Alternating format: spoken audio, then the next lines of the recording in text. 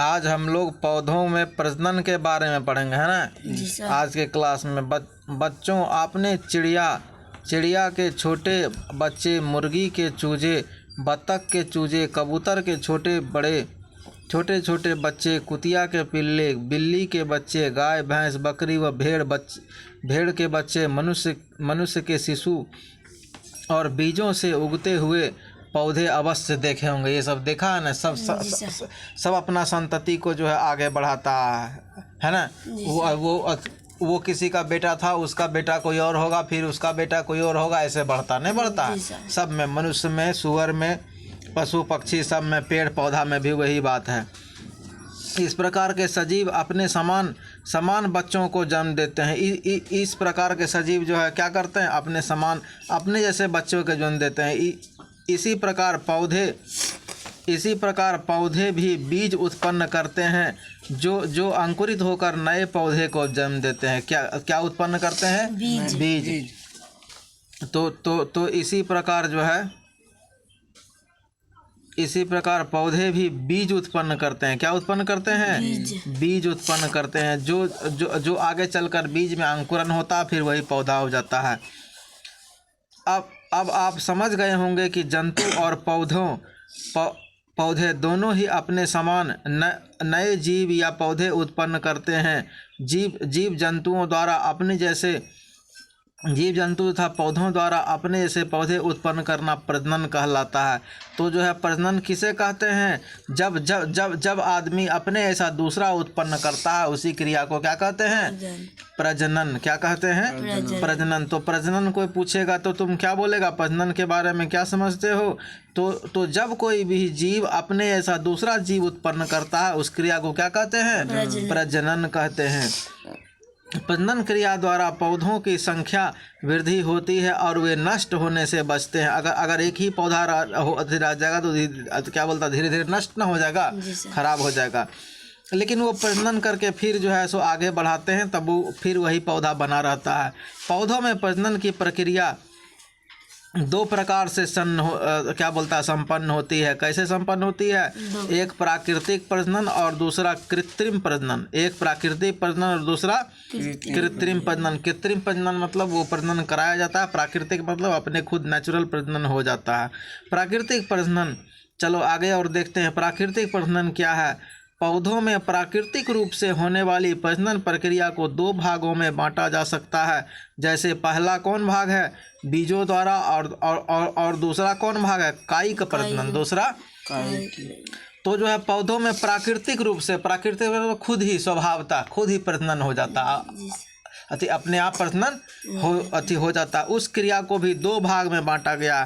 पहला तो बीजों द्वारा प्रजनन, बीजों द्वारा प्रजनन, और दूसरा कायिक प्रजनन, यानी जो है क्या बोलता है, कायिक प्रजनन। चलो आगे और देखते हैं बीजों द्वारा प्रजनन क्या होता है। पौधों में प्रजनन का सर्वमुख स्रोत कौन होता है? बीज होता है। क्या होता है? बीज। सर्वप्रमुख स्रोत क्या होता है? बीज होता है। बीज अपुष्पीय पौधों को छोड़कर सभी पौधे बीज उत्पन्न करते हैं। जो पौधे अपुष्पीय हैं, अपुष्पीय मतलब जिन पौधों में फूल नहीं लगते, जिन पौधों में फूल नहीं लगते हुए क्या उत्पन्न करते हैं? बीज उत्पन्न करते हैं। क्या उत्पन्न करते हैं? बीज उत्पन्न करते हैं।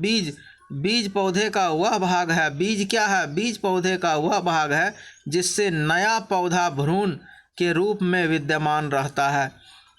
तो तुमसे कोई पूछेगा बाबू बीज क्या है, तो क्या बताएगा? बीज पौधे का वह भाग है जिससे नया पौधा भ्रूण के रूप में विद्यमान रहता है। भ्रूण के रूप में जितना तुम बीज खाता है, आम का खाओ, अमरूद का खाओ, सब में पेड़ छिपा है ना। सब में पेड़ छिपा हुआ, हर बीज में एक पेड़ छुपा है, यदि लगा दो तो वो पेड़ हो जाएगा, नहीं हो जाएगा? तो जो है वही बताया। तो बीज क्या है वो यहाँ से याद कर लेना है। ये बीज अंकुरित होकर नए पौधों को जन्म देते हैं। ये बीज अंकुरित होकर क्या करते हैं? नए पौधों को जन्म देते हैं। बीज की संरचना, बीज का बाह्य आवरण बीज चोल कहलाता है। ये जो है रट लेना है। बीज का बाह्य आवरण क्या कहलाता है? बीज चोल। क्या कहलाता है? बीज चोल। इसे क्या कहते हैं? बीजावरण भी कहते हैं। क्या कहते हैं?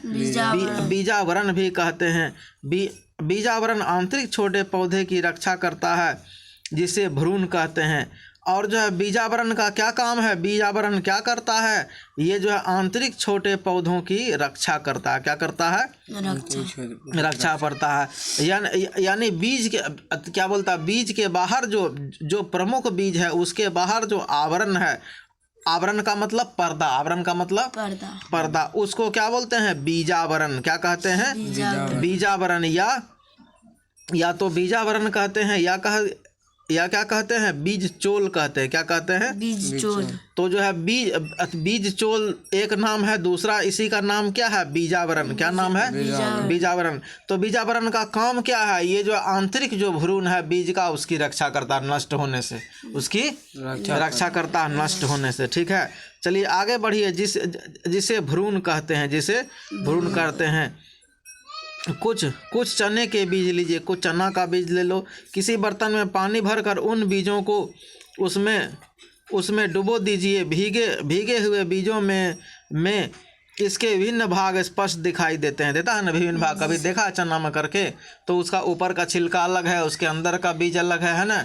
फिर अगर अंकुरित हो गया तो उसके अंदर पेड़ ऐसा होता है, वो अलग है। कभी खाया है, देखा है छिलके? जी सर। वो अलग है, 3 भाग में दिखाई पड़ता है। जी सर। चलिए आगे। भीगे हुए बीजों में इसके विभिन्न भाग स्पष्ट दिखाई पड़ते हैं। लगभग 10 घंटे बाद बीज को निकाल लीजिए। आप देखेंगे कि यह बीज थोड़ा फूल गया है। क्या उसमें देखता है?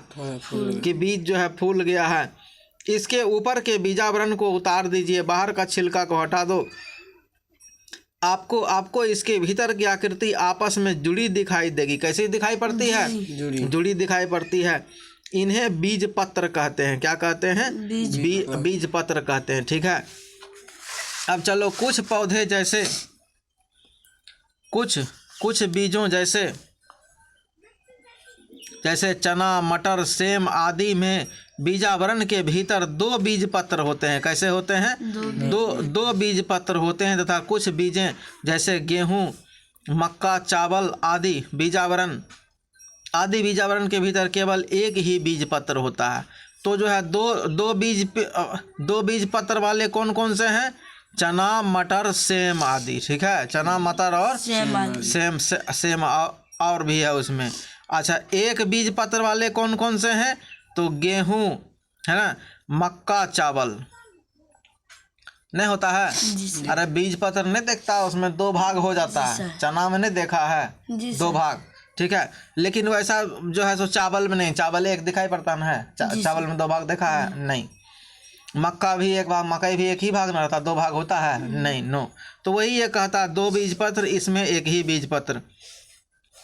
चने के 2 बीज पत्रों को सुई से ध्यानपूर्वक खोलिए। बीज के भीतर आप एक नन्हा सा पौधा देखेंगे। तुम क्या देखेगा? एक नन्हा सा पौधा। इसे भ्रूण कहते हैं। क्या कहते हैं? इसे भ्रूण कहते हैं। भ्रूण के 2 भाग होते हैं। भ्रूण के कितने भाग होते हैं? भ्रूण के 2 भाग होते हैं। ऊपरी पीले भाग से भविष्य में तना, शाखाएं, पत्तियां और फूल बनते हैं। जो चना का जो ऊपरी भाग है उसमें क्या बनता है? तना, शाखा, पत्तियां और फूल बनता है। इसे प्रांकुर कहते हैं। इसे क्या कहते हैं? प्रांकुर कहते हैं। कोई दिक्कत भी? कुछ निचले भाग से जड़ बनती है। निचला जो भाग है उससे क्या बनता है? जड़ बनता है। अब जब बीज अंकुरित होता है तो नन्हा पौधा अपना सारा भोजन बीज से लेता है। तब जो है जब भी बीज अंकुरित होता है तो नन्हा पौधा अपना भोजन किससे लेता है? सारा का सारा भोजन जो है वो बीज से लेता है। किससे लेता है? बीज से। जब नन्हा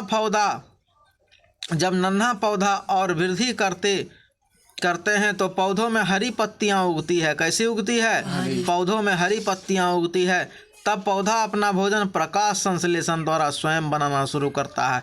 जब तक कि ये प्रकाश संश्लेषण द्वारा इसमें हरा पत्ता नहीं उगता है तब तक इसमें प्रकाश संश्लेषण की क्रिया नहीं होती है। और जब तक कि तुमको प्रकाश संश्लेषण की क्रिया इसमें आरंभ नहीं होती है तब तक वो अपना भोजन किससे लेता है?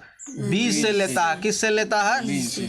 बीज से लेता है। तो चलिए इस क्लास में अभी इतना ही, फिर जो है आगे अगले क्लास में बीजों के अंकुरण और आदि बातों पर चर्चा करेंगे। कोई दिक्कत भी?